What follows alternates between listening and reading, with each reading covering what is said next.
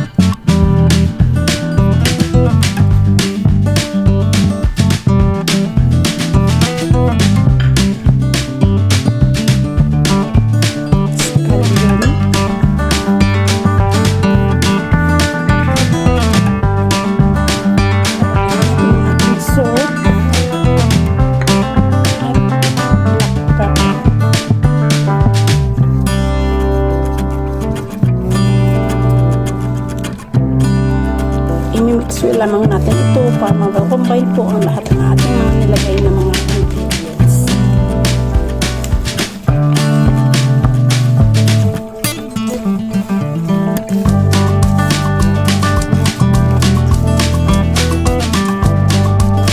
So guys, pwede na natin itong ilagay ang ating shredded na cabbage.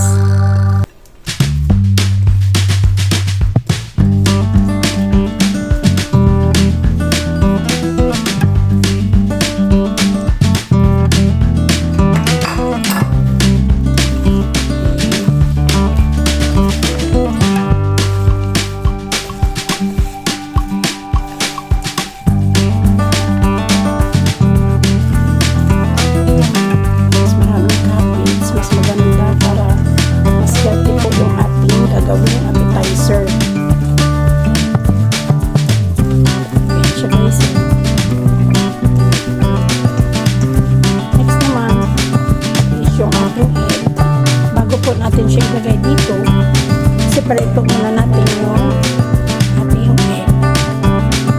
Ayan guys, separate lang po natin yung ating ingot sa ating egg.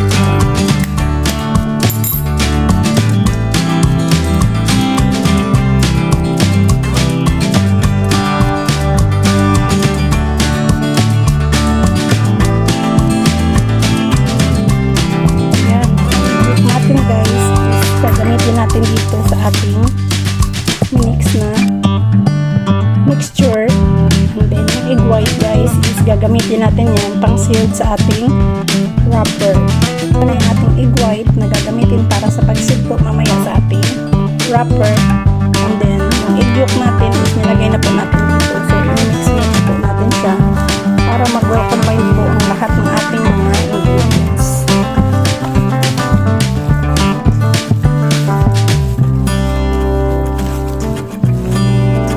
Hanggang sa maghalo na po silang lahat. Yung egg yolk guys, yan yung magiging binder natin sa ating mixture para maghahalo-halo po silang lahat. Yan. Diba? Yan.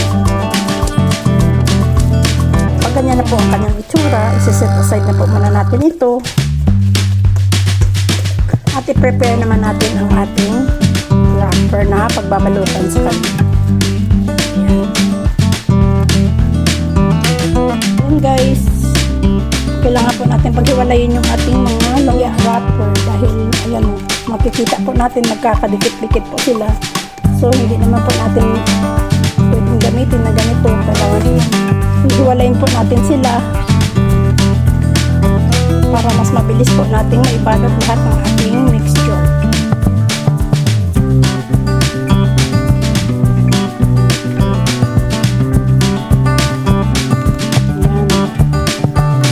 Maganda guys na na-separate na po inyo ang inyong mga spring roll wrapper para mas mapadali na po ang ating pagbabalot. Ayan. Gagawin lamang po natin yan hanggang sa maubos natin ma-separate yung ating lahat ng mga lumpia wrappers. Ayan na guys, tapos na po natin paghiwalayin ang lahat ng ating mga wrapper. Ayan. Next naman is mag-assemble na po tayo. Simulan na po natin ang pagbabalot. Ayan guys, simulan na natin ang pag-assemble ng ating pagbabalot. Ayan, meron po tayo dito sa peraso lumpia wrapper at ayan, kukuha naman po tayo dito ng maximum of 1 tablespoon to 1 tablespoon ng ating mixture at ibabalot na natin dito sa ayan guys, meron po tayo dito maximum 1 tablespoon ilagay dito sa ating wrapper at ilalak natin ito. Ayan, i-seal natin dito itong dulo ng ating egg white para mas mabilis po natin ito. Tapos natin ito. Guys, nasa sa inyo na lang guys kung gaano kalaki ito ang gagawin pagbabalot. Depende po sa inyo yan. Sa akin, ganito po kalaki para mas maganda po siya tignan.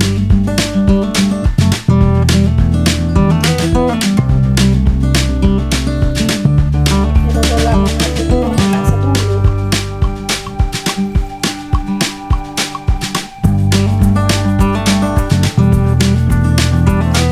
Sure guys na tignan po ninyo para hindi po lumabas ang laman ng nira po ninyo kapag ito ay inyo.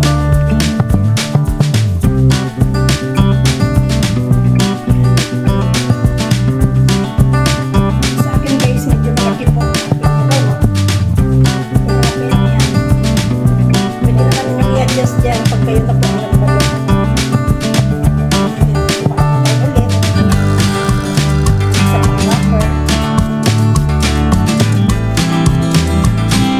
Continuous lang po ang ating pagbabalot guys hanggang sa maubos po natin ibabalot sa lahat ng ating ginawang mixture.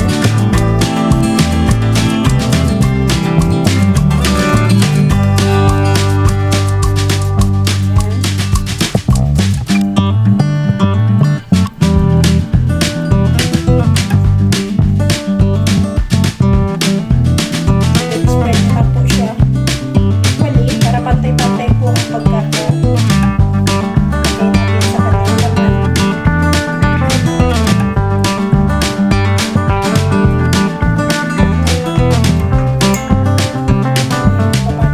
natin ulit.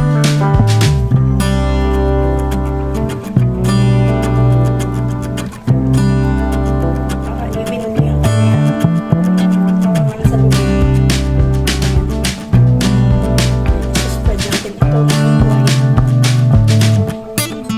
Pinakadulo lang guys para ilak natin ito sa ating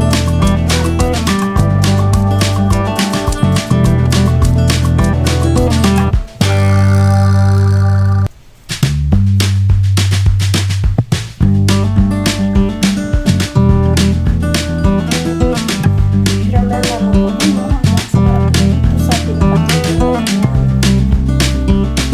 Ilak mo po siya dahil meron naman siya. Patuloy lamang natin itong gawin hanggang sa maubos natin ang lahat ng ating mixture.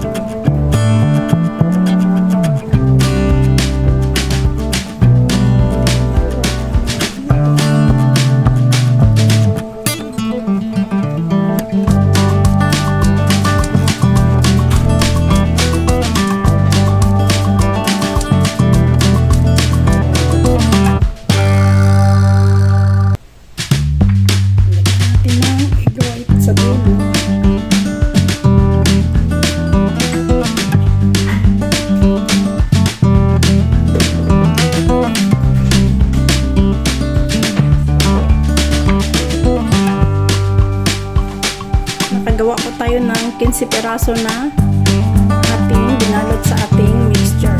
Ayan guys. And then, ang paraan po niyan guys, para mas mapadami pa po natin ito, ay gugupit-gupitin po natin ito ng 3 peraso bawat isa. Para lalo po itong dadami at magiging enough sa kakain po dito.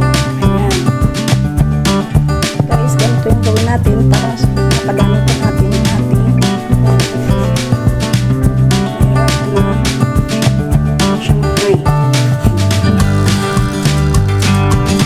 hihiwain naman po natin sa portion ng ating mixture.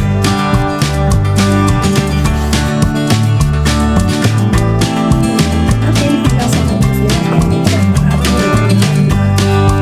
mixture.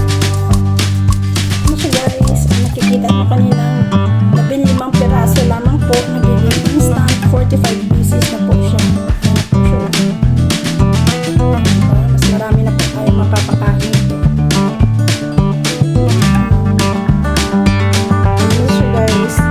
Kung lulutuin na po ninyo siya at kakainin na po ng instant, pwede na po ninyo itong fry, or kung gusto po naman ninyo stay pa po sa inyong ref, pwede po ninyo itong ilagay sa secure na lagayan at lagyan po ninyo ng sara para hindi po ito magiging moist sa loob ng ating ref, at pwede po itong aabot ng hanggang 2 to 4 days. Ayan o. Para meron po tayong mailuto sa susunod na mga araw. Kung meron naman po kayong business, pwede po ninyo itong magiging business. Ayan, pwede nyo po itong maibenta. Ayan po siya. At sa akin guys, lalagay po muna ito sa ating freezer dahil hindi po natin ito kailangan. Bukas po natin ito kailangan. Kaya i-ref na lang po muna natin ito. Ayan siya. Diba? Sisecure na lang muna natin ito siya guys. Ayan siya guys. So, ilalagay muna natin ito sa ating container para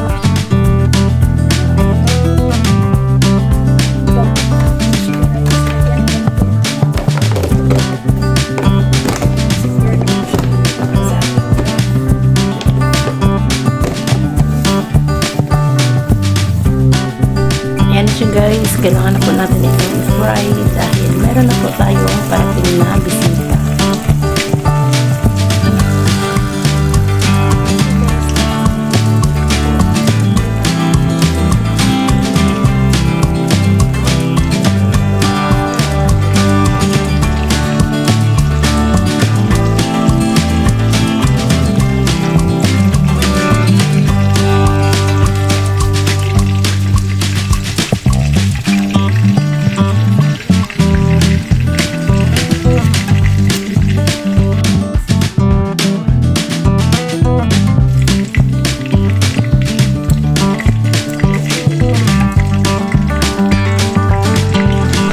by batch po ang pagkakaluto natin sa ating Shanghai dahil hindi po magkakasya dito sa ating lutuan dahil medyo maliit lamang po ang ating pinaglutuan po sa kanya. Ayan, make sure po talaga na mai-control natin ang ating apoy para hindi po ito mabilis masunog. Ayan nga guys, luto na rin po ang ating second batch. Ito nga guys, luto na po ang ating lumpiang Shanghai. Ready to serve. Sa mga hindi pa po nakapag-subscribe, subscribe na po kayo sa aking channel and hit the notification bell para updated po kayo sa mga bago pa nating upload na mga videos.